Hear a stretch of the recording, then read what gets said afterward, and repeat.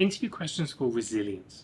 Resilience, at its fundamental level, is a buffer against stress and the adverse health effects that it can cause. It ensures that if you are presented with relatively high levels of stress and pressure, you don't crumble, you don't give up, and you don't burn out.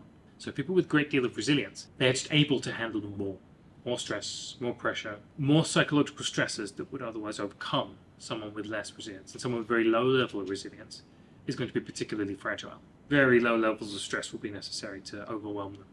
That's important for a number of reasons. Most importantly, that you don't want to put people in positions where they are overly stressed. They can't handle the demands of the role. They shouldn't be there. It's in no one's interest.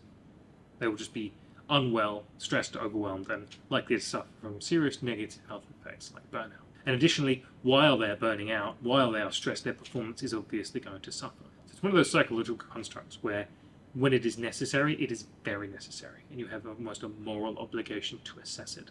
Now, the problem is that interviews as a method are really not the ideal way of measuring resilience. What happens is, if you ask someone a question about resilience, then the charismatic candidate will do the best. It doesn't matter what the level of resilience is, it's not something you can communicate very well. So if you are insisting on assessing it using an interview, the format is almost irrelevant.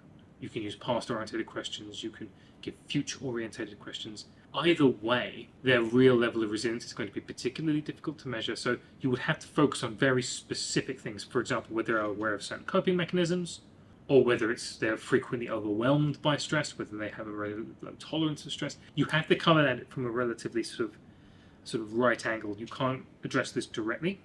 You would require a personality or a behavioural assessment to measure it directly. So you would have to find a way to look at this in a more indirect way, looking at specific things like coping mechanisms and probing those using the interview format.